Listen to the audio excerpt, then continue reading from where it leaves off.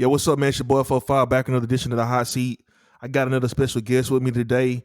Um, Man, this dude's been in the game since 1996.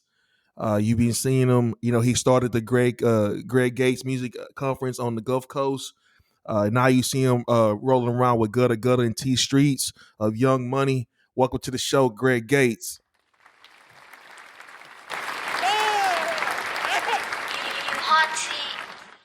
Good Thank you morning, for man. What's having me, going on, man. I brother? appreciate it. Yeah, man. I appreciate you doing this, man. So, what's been up since the last time that we chopped it up? Man, honestly, things got restructured and, now, Young Money is a separate unit from Cash Money. Things have changed. Gutter's also like in a executive role. He's like on an OG tip now. So he's like doing a lot of handling a lot of the business on the business end for the label too. And he's doing a lot of good things. They just dropped that Super Bowl track with Hoodie Baby, Jay Jones, got on the hook. So things are moving, man. Everything is a process. People have to be patient. He really taught me how to be patient within this business because I'm the type of guy, like, I get things moving and I want to move and I'm not trying to wait on people. And, this business is like one of those kind of businesses where you have to be very strategic with the moves that you're making. So, G's been doing a lot of that. Streets is off. He's writing a book right now from when last time I talked to him, what he told me, writing a book Oh, that's and getting dope. that situation right. So, things are moving, man. You just got to be patient. We're more established label. So that's another thing people have to understand. We don't have to drop music every single week or every few weeks or whatever. These guys are established, they got a million other things going on just besides music. Now, when it comes to, because right now, like, you're a manager, you'd have other investments and things like that. But when you first got into the game, you actually had your own indie label. What was it about you running your own indie label that prepared you for what you're doing now, or how Um, you see things now? Indie label taught me a lot, man. To be honest, I looked at guys like Easy E, Master P, Birdman, Tony Draper, uh, Jay Prince, um, Ted Lucas, Slip and Slide Records. Um, it taught me a lot about, Wendy Day taught me a lot. She's one of my a good friend in the business to this day. Um, it taught me that business is business, man, and you gotta. The music business is exactly what it is. It's a business. It's a lot of guys who are stepping into this business now that have no clue what to do. All they want to do is make music and put music out, which is cool if you want to be an artist, but you do have to understand it's a business. So you got to have your paperwork right. You got to have a lawyer. When you start making that money, you got to have an accountant because you'll blow through money so fast it'll blow your mind. And it's just like street money. You think it's never going to end, and then you run into a drought and get caught up, and now you trying to figure out how you gonna pay for this big old house you just bought, and how you gonna pay for these cars. And then it also teaches you, about contracts, having a contract. you know Having an indie label taught me, people, once money comes in a situation, a lot of people are gonna change. Luckily for me, one of the few people that didn't change was the biggest artist that I had with me, which was Gutter. He stayed solid all the way through everything. So, you know, it also prepared me to understand that, you got to really hustle in this business. This ain't something where like these kids now, they think, I'm gonna just throw something on the internet.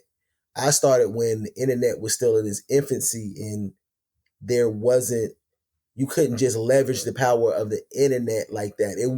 I was around when Napster started. I was Oh, around wow. when, Okay. I was around when Napster started wrecking the game. Like, people didn't know what to do when labels was like, yo, like, we don't understand. Like, they were like, nah, we're gonna sell CDs. CDs is where all the money's at. and Napster came through and revolution. I was there when what is it? Not SoundCloud. MySpace. MySpace, exactly. When MySpace was big, when Twitter was big. Like I was there for I watched the disruption. I watched, but I also understood too, like, yo, this is gonna take a while for it to completely take over. So, you still hustle CDs out the trunk, you still pressed up CDs. This is still when you could take a CD or a DVD, press up your own CD or DVD and hand it out. And it's still that way to this day. Like there's a hustle to this business, and it's not just a part-time thing. Like you got to be dedicated to this business. That's why a lot of talented artists are never successful. I had artists where I put 40, 60, $100,000 behind. They get to the top. They want to get out of their contract or they want to do something shady. We part ways, and they never succeed after that because they Kind of, never kind of like, had the hustle. They got you. always Kind of wanted like that somebody whole else to do the situation with work for 15. them. Say Kind what, of like brother? that. Kind of like that whole situation, like what Megan Stallion went through with her label and things like that. She tried to restructure her deal, and then she got with Rock Nation and things like that. So I mean, those things like that happen. It just so happened that she landed on her feet, but as you say, like 9 times out of 10, people who do bad business, they don't be successful in this game. So man, that's a lot of jewels you just dropped on us, man. A lot. That's a lot of jewels you just dropped. Now, would you say that? Um, is it still beneficial to print up to print up stamp up CDs, or is it kind of like, man, that's like obsolete? So if that's the case, if you up and coming, how are you able to connect with the public? How can you get your music out there to the masses if printing up CDs ain't the way to go? Honestly, it depends on your market because I'm going to be honest with you. I know people who still have a little side hustle where because you got to remember who you're dealing with, who is your customer. Who is your customer? You're not gonna try to sell Jerry curl juice to a blonde haired straight woman. You know what I'm saying? So would you? So like a lot of older cats and older people, yo, they still cool with having a little CD or like cats in the hood, who got the aux cord, but they still want to hear like a old school screw CD, the original screw CD. But remember, they don't have a but they got to have a CD player, so they got to still get the CD. But for the most part, people aren't listening to CDs like that anymore. The game field is transferred mainly to digital, but hard copies of things are dope. Like I would almost combine like when I give somebody something, you give them a flyer with a IRC code on it or whatever the code is for where you can scan it and it'll take you to the website and to the music, but also have some merch with it. Give them something. When you go see a DJ, get that DJ a thumb drive. You give them a thumb drive with your music on it so they don't have to go to your page and get a stream. They got it so they can play it. Like people don't understand still the power of going into the club and hearing your music being played in the club. Mm-hmm. To get your name out nowadays, you got to do digital. You got to do things. I was just listening to an interview with Gary Vee about TikTok, how now you can use TikTok and you can have a more effective marketing campaign for one of your songs with TikTok than a lot of record labels spending $4 million. People don't understand now for these all this quote unquote viral stuff to go on. Labels are spending hundreds of thousands, if not millions of dollars to make something go viral because people want to feel like they discovered it themselves instead of it being pushed down their throats. People still don't understand the power of terrestrial radio, of like regular radio stations, not digital radio stations. So for a new artist to get their stuff out now, I recommend you maximizing all your digital platforms, your YouTubes, your Spotify's, all of those digital platforms, your SoundClouds. But an artist has to market themselves. They have to push themselves and push their music on these digital platforms. And now the game is about streaming, about numbers. So you want to constantly be getting streams. That's why these artists, people wonder why Chris Brown dropped a 30 track album or why the Migos dropped a double CD with 35, 45 tracks on it is because streaming numbers matter now. They matter now. So when a million streams is cool, but it's not what it used to be. It's not the same thing. You know, like they say now, 10 million is the new $1,000,000. So $1,000,000 will barely get you a card now. Same way with a million streams might get you some looks, but it's not necessarily the same. Like look at Drake dropping certain songs, and these songs are getting 1,000,000 streams. Look, matter of fact, Tekashi 6ix9ine. Okay. I don't know if he was gaming the numbers. I don't know if the label was gaming the numbers with the streams on Instagram or whatever. Oh, over 2 million people. Okay, whether the label was gaming the system or not, we know that Tekashi has a fan base looking at him. He can drop a CD or drop a song and within an hour have several million views. Okay, and I think what is it? 1,000,000 views now on YouTube gets you $8,000. Like, Wow. Okay. And like he's at so, what like you gotta think about 140? it. He's like no 160 something views or something like that. So I don't know how many views he's got. yeah, I don't really keep up with him. I just kind of keep up with the analytics of somebody who is that famous and that influential and who can draw just see the power of it. But the numbers matter. You see what I'm saying? got So you. if he's really getting these kind of views and these kind of streams, you have to understand that's off of one platform.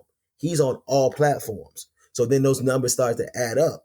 That's why the label will give that man a multi-million-dollar contract before he gets out of prison, because they don't care about him. They care about how much money he can produce for them.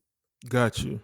You see what I'm saying? So yeah, Facts. they're willing to. I had to explain it to artists that I'm working with now, that I'm educating and I'm schooling, that I might bring into my fold. I was like, yo, you have to understand, these labels are looking at you as an investment. All this other stuff that people have lost in their head, they need to get it over with, because labels look at you as an investment. All they do is giving you a loan. They're going to give you an advance, and that's an advance against your what they think you're going to make. If a label is willing to think about it. Carl was willing to give Megan Thee Stallion $1,000,000 budget because Carl knew he was probably going to make 10 million or more off of her. Facts. So you're an investment. So it's just like being an NBA player or NFL player, or ball player. They're invested in you because they're going to think about it. A guy like right now, like Dak Prescott, he wants more money, but Jerry Jones and them said, we're going to offer you $33 million. Most people are like, oh man, I done took that $33 million. Dak Prescott knows he's worth more. If Jerry Jones is willing to give him $33 million, He how should be much able to money get is he making off Dak Prescott? 40 or better. Way more Yeah. than 40, bro. Yeah. We're talking about these are things in business called multipliers. So when you get into a business, or if you buy a business, they're gonna say, like what Grant Cardone says, 10x multiplier. So 9 times out of 10, most businesses at least a 3, 4, 5, 6x multiplier. So if he gave Meg Thee Stallion $1 million, Carl was thinking about, or with Dak Prescott, I'm going to make over 100 million or more off of Dak Prescott just at a 3-time multiplier. If I'm giving Dak Prescott $33 million a year, he knows he's going to make $100 million off of Dak Prescott, at least. And that's just on one player. So same thing goes on with music. So when they giving you these little, like, and a lot of these cats ain't getting a real big boy advance. They getting an advance of like, 50, 60, 70, 80, they getting crackhead advances, what I call them. You And get like with that nothing. advance, I don't mean to cut you off, but with that type of advance, like is that for them to produce their album? That's for them to do. That's everything. They might give you, like, it depends on how your contract is structured. But when they giving you this advance, like, yo, you have to live off this advance, and then you got to remember, you got to pay taxes on it. You got to pay your team out of it. Gutter kind of explained that to me when I first started managing him, of what he saw as an artist. So when I stepped back, because I was a label owner, I was an executive in my own right before I even came over there with my brother. My brother asked me to do it. Mm-hmm. You see what I'm saying? I didn't necessarily wasn't even interested in managing him. But when we started, he actually schooled me on a lot of things that I didn't see from a higher level perspective, because as an indie, you're not dealing with corporate. I did everything on my own money. So when I'm coming to the table, I'm not coming to a label as a artist. I'm coming in as a business partner. So whenever I would get offered deals, I was like, this is my artist. What are you going to offer me for my artist? I'm never coming in on a weak point. You see what I'm saying? So for Gotcha. me, I had to understand it from the artist point of view, but also how artists, they may get $80,000. I've seen some of these contracts. I've actually helped with somebody out over at Rick Ross's camp back in the early days, and I looked at his contract and I was like, God damn, like, this is all you're getting? I'm like, dude, and it's crazy. And then you got to remember, you got to pay taxes on it and everything else. So people have to remember, you have to really be hustling in this business. That's why you'll see a lot of these rappers get signed and still be out in the streets doing shit because they really broke. Yeah. I Or seen you that see them firsthand. getting a million views or a million and a half, or a couple 100,000 views on YouTube or whatever streaming service, and you think they doing it, and they really like on the edge, bro. Now, why do you think some artists get like lower advances than others? Like, Well, it just depends on what the label values. Yeah, for me, I look at it like this, man. You can either go independent route or you can go with the label. It does, like, different strokes for different folks. Some people can't handle the business part, so they might need a label. See, people like, oh, label. Oh no, man, you got to do it all yourself. Some people can't handle it. That's why a lot of artists will sign with a label. It's like, yo, I don't understand all this stuff, but I'm good at what I do. Let's move forward. But as far as these, and some people like, yo, I can do it all myself and I'm gonna keep all the money, but the grind is longer. It'll pay off facts. more in the end, but the grind is longer. That's like with Nip. Nip learned that early. I'm one of my partners who's with me, what I'm cool with right now. We talk every day. He helped Nip with his marketing campaign. And Nip had this vision and he decided to go that way, the independent route with it. But back to what you were saying was, some guys get lower advances because the label doesn't think you're worth all that.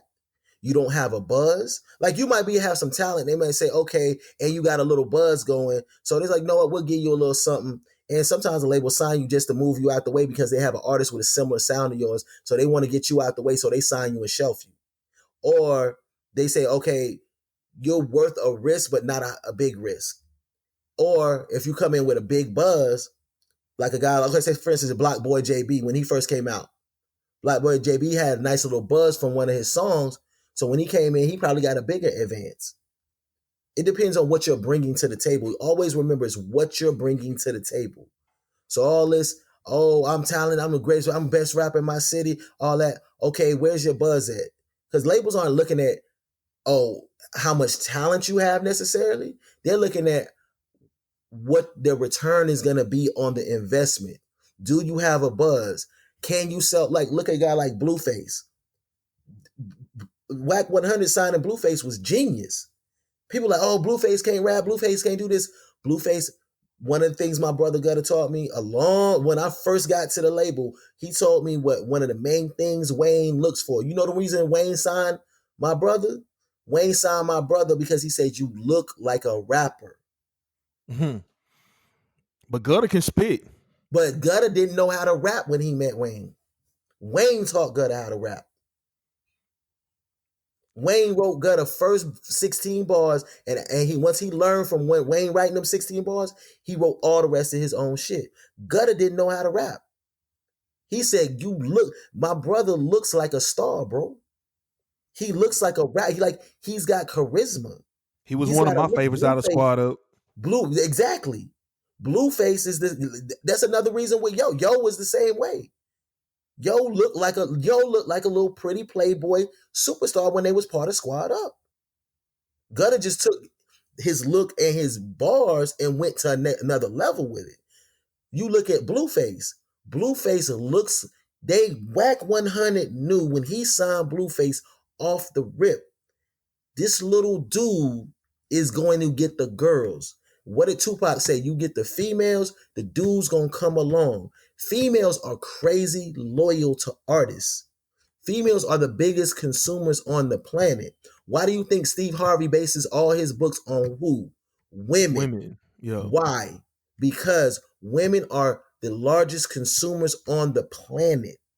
So therefore, if you get the females, the dude's gonna come along anyway. So women, once you got a woman fan base and they rock with you, they will stay loyal. Look, man, my little sister, my little sister, one right under me, the oldest of my youngest sister. I'm the oldest. My little sister still rock with Chingy and Snoop Dogg, bro. Mm. You understand that? That's how loyal females are to artists. As long as they're making decent music and not doing anything that they don't like, a female will ride with you for years. Come on, man. How do you think Backstreet Boys and NSYNC can still tour to this day? Name a dude that you know that love Backstreet Boys or NSYNC. You can't. I know I you never even can't. listened to the. I never even listened to the Right. motherfuckers. I ain't gonna But even lie guess to who you. guess who listened to it? Females. Yeah. Exactly. And they grow with them. Exactly. Yeah. Why do you think Justin Bieber's so big? Who's listening to Justin Bieber's music? Not me. But who is? The same females that grew up with him. Scooter Braun knew what he had when he signed Justin Bieber. Jermaine Dupri knew what he had when he signed Criss Cross. You have to remember, Jermaine Dupri signed Criss Cross because he saw them in the mall and they looked like rap. Jermaine Dupri said they looked like somebody. So when you combine that with his talent and then he taught them how to rap. Look at what Jermaine Dupri signs. The Brat. He caught the Brat when she was young. She was just talented, but he caught her when she was young. He caught Bow Wow when he was young, because he was talented and he knew that the fan base was gonna grow with him. Yeah, he didn't even want to sign the Brat. Criss Cross was the one that made him go take a look. You know what I'm saying? He was like, man, I don't want to deal with no female artists, but Criss Cross pushed him to do that. And then, Snoop was the one that bridged the gap for Bow Wow. Was like, yo, he already ready. He just got to get him, the music. Snoop gave Bow Wow to Jermaine Dupri because he didn't want Bow Wow around all that gangster stuff that he had going on. You see what I'm saying? People recognize talent, bro. Like they know when you got it. And it's not just if you can rap, it's a whole package. Gotta explain that to me. He said the first thing Wayne looks for when he signs an artist, do they have it? Do they have a look? Why do you think they deal with Nicki Minaj? People don't understand. What I was told about her, Nicki Minaj had been planning out who she is now for decades, for since high school.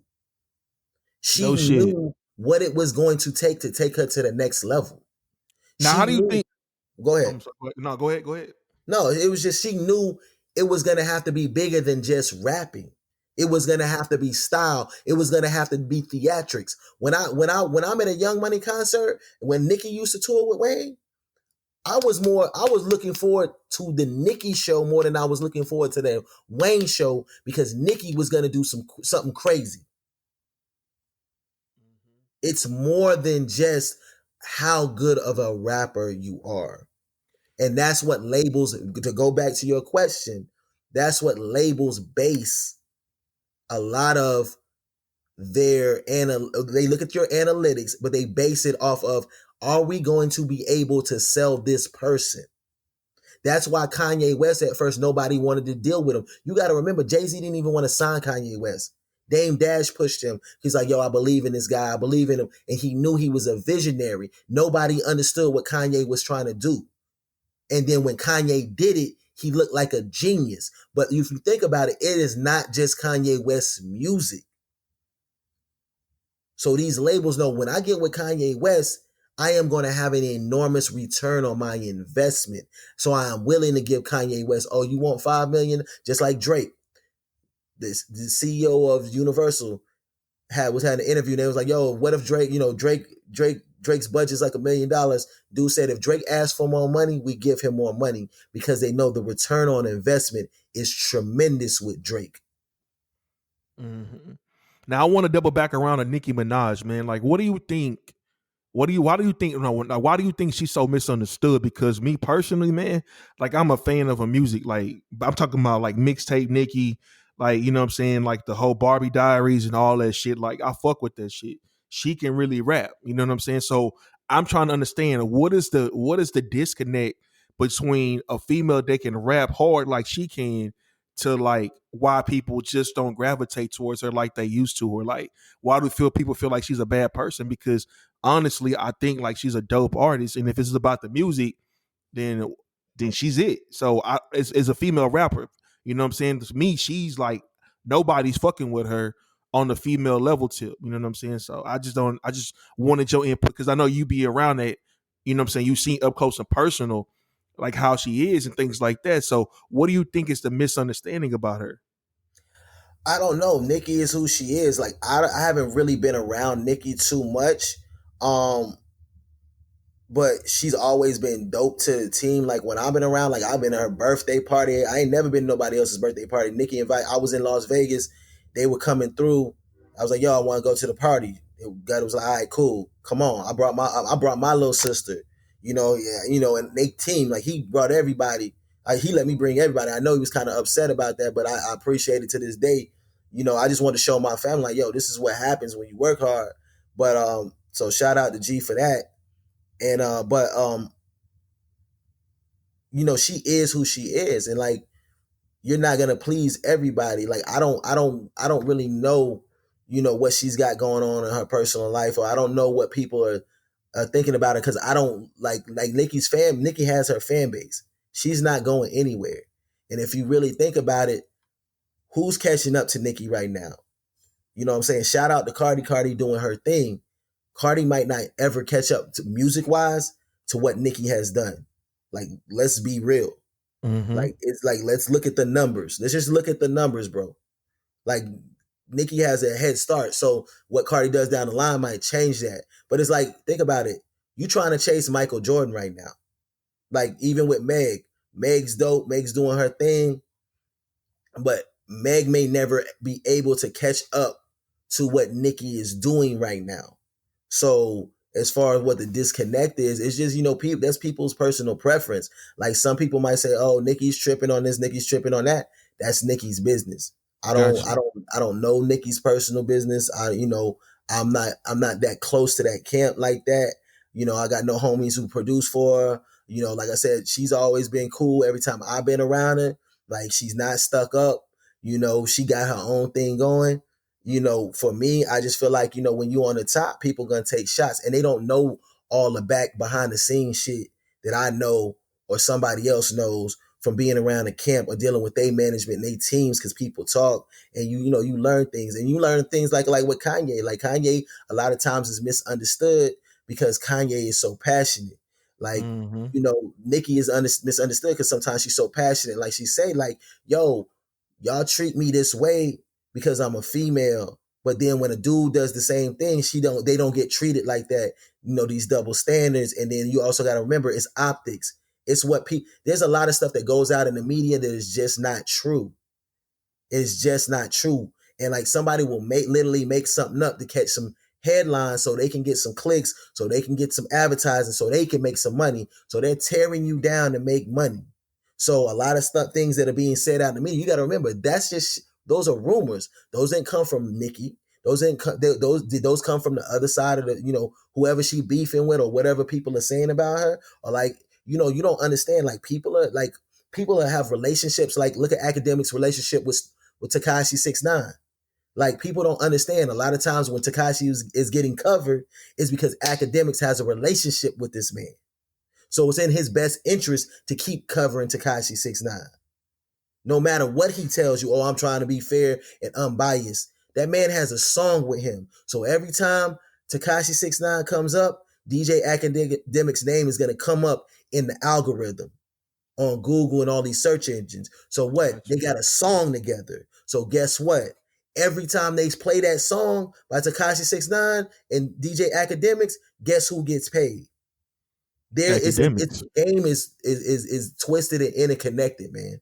There's a lot of relationships and behind the scenes stuff people don't understand. So a person can get painted out to be a monster or oh, you only hearing one side because you hearing it from Shade Room or for somewhere else or for one of these media outlets, and you don't know this person from the media outlet is cool with this person over here, or they paying them. So yo, you can't just jump on the artist. It's a lot of corruption going on in the game, or it's just like a lot of say it's just a lot of what's been going on in the business. This business is about relationships. So if when as far as Nicki's bars, come on, ain't too many females touching her.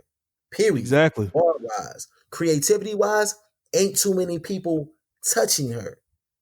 Now, Creativity wise, period. And to be able to, and the skill is to be able to bring that creativity and that skill together and make it into a sellable product.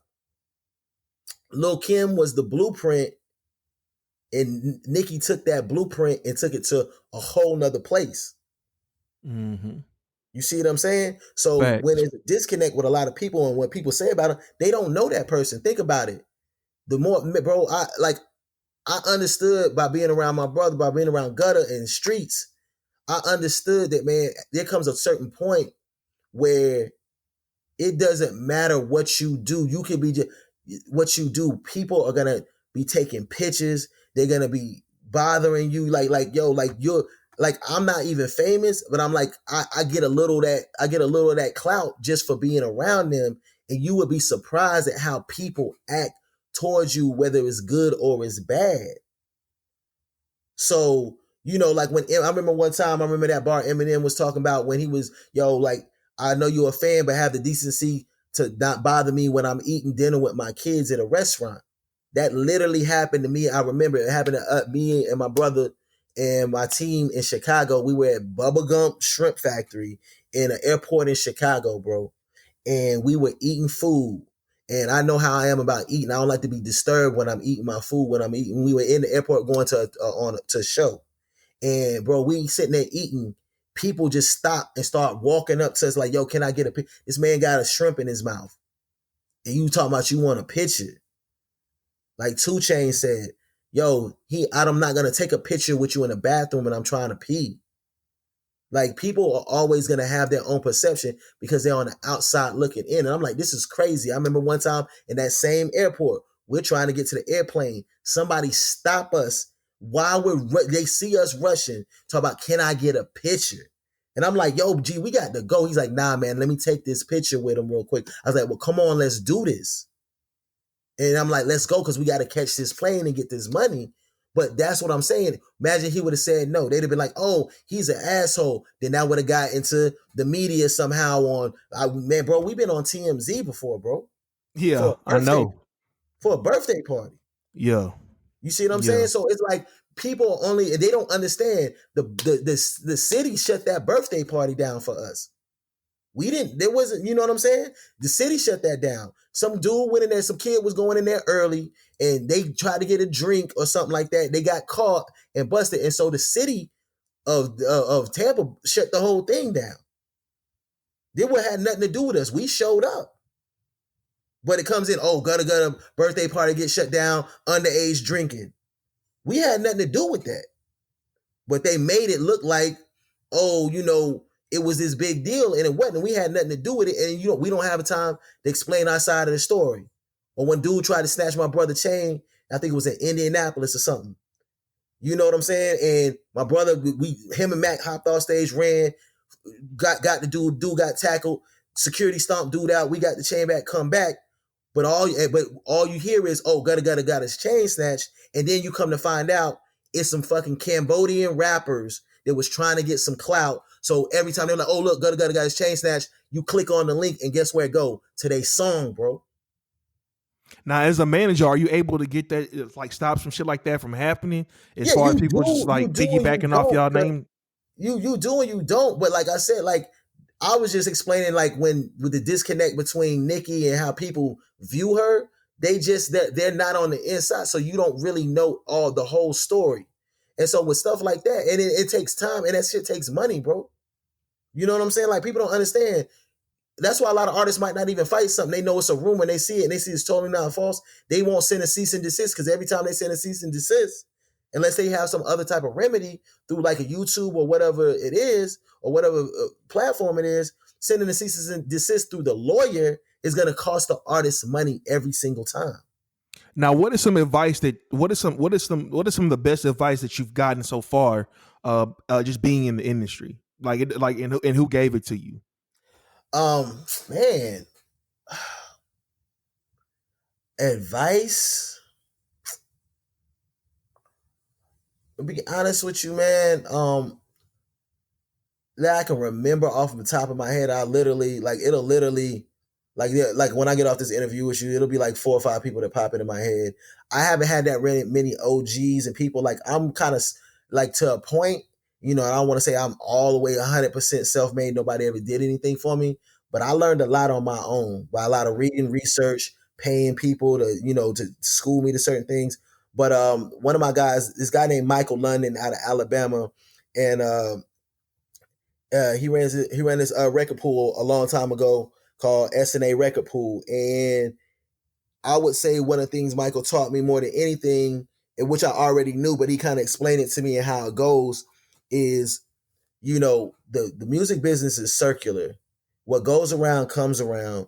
So the relationships you might destroy might come back to haunt you, and you could be hot today and gone tomorrow. It could be hot today and cold tomorrow. You have to find your ways to stay relevant within the business. If you look at a lot of artists, what they're doing now is, okay, a lot of the older artists who were hot 10, 15 years ago or hot in my era are now switching to being social media personalities. Look at T.I. T.I.'s even got a podcast now. Like, you see what I'm saying? Like, T.I.'s got a podcast. Nikki got Look Queen at Plies. Radio. I remember when I would interview Plies. Me and Plies is like when I was a hip hop journalist. Plies is one of the best interviews, and he told me what he was gonna do. He said he said 10 years from now, Greg, because me and him used to do the best interviews. Best interview. He's literally the best interview I've ever had in my life on multiple occasions. He's very intelligent, and this is when he was doing Busted Baby and all that gangster stuff, and people thought he was an idiot. But Plies is very intelligent. He was like, Greg, 10 years from now, I'm not going to be rapping about the same stuff I was rapping about that I'm rapping about now. He said it's not right. So if you notice, he's transitioned into more of a personality now. He ain't wearing all the stuff that he used to wear with his t-shirt off and the long shorts the goon chain, the yeah. goon chain, exactly. You see him wearing all this high fashion. You see him on the internet all the time on Instagram. He's a personality now. I feel like Plies started making that transition when that case came. And after that case, it just his music started sounding different. He started dressing different and everything like that. Now, that's dope that you said that, he already told you prior to that he was gonna make that transition.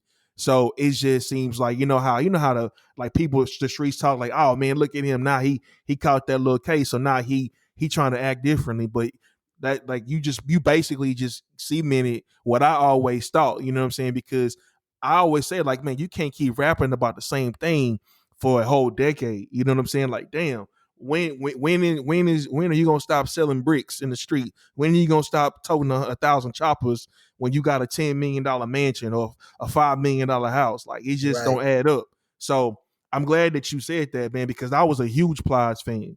You know what I'm saying? And I understood. I was like, yo, I think he gonna switch it up.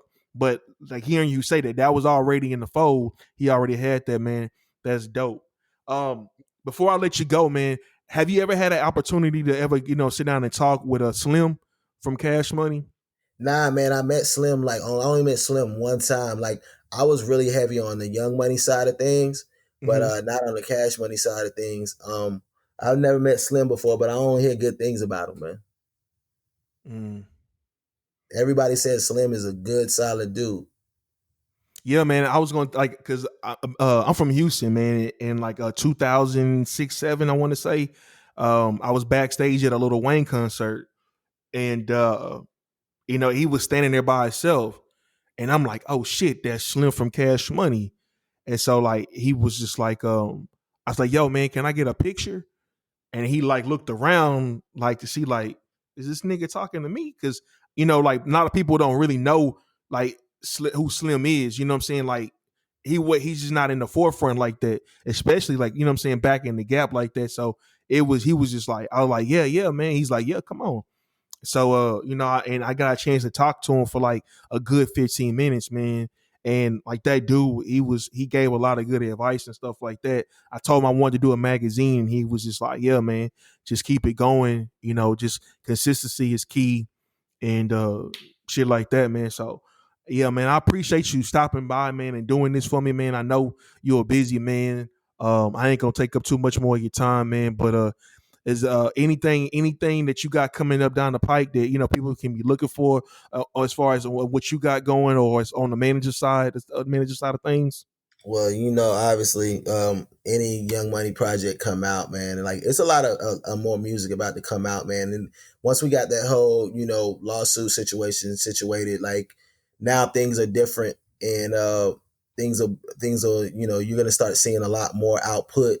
I think there's a Young Money, uh, another compilation on the way from all the interviews and what everybody's been saying.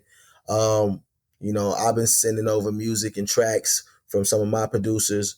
There's two guys actually I really, really like, and they're out of Texas, out of Bay City and out of Jackson. One guy is called OT Groover, and he's out of Bay City. He's a Mexican dude, but and his talent is just off the charts. And there's another guy in they're cool, a dude named Roddy Rod, out of Jackson, out of in Bay City, and he's another one. He's a hard worker. He got his own style. He keep it lit. He just dropped a song with Lil Jeremy. It's crazy. I'll keep those are the guys I'm kind of mentoring right now. Um, my guy Dwayne Heat Williams. He's been my business partner for years. He's now he's over at same place Cortez Bryan is at over at with a BMG Blueprint music group, but he's running Blueprint Media, so he's in the television now, and they got a lot of big things going on, like Blueprint, like Cortez, and that whole his whole conglomerate. He is the guy that's going to be behind. They're doing a Build-A-Bear movie, so that's going to be big, and they're also going to do a television show for up and coming artists. It's a lot of big things on the horizon, man. In the next 3 to 5 years, man, my just Gutter's team in general, all the people that are associated with him alone are about to go on a tear. You know what I'm saying? You already see Hoodie Baby executive produce Chris Brown and Young Thug's album, the Slime and Beat album. Hoodie executive produced that, bro. You know what I'm saying? So if that just tells you in what direction the team is going, it's like it's power moves at this point. Well, I wish you brothers nothing but success, man, on your journey, man. So go ahead and give out your social media so everybody can know they can follow your grind up close and see what you got coming next, man. Go ahead and give out your social media. Greg Gates 850 on Instagram. I think it's Greg Gates 850 on Snapchat. Greg Gates it's Gates Vegas on Facebook, man, and then it's just regular Greg Gates on Twitter. I'm still on Twitter every now and again too. So it's the same. It's the same thing, man. Ain't nothing changed but the weather and the date, man. Already, man. And this your boy 45, man. You can hit me up on anything Top Down Magazine, all platforms, anything Top Down Magazine TV on all platforms. If you want to be on the show, man, hit me up and we see what we can do. This is another edition of the Hot Seat. Yep.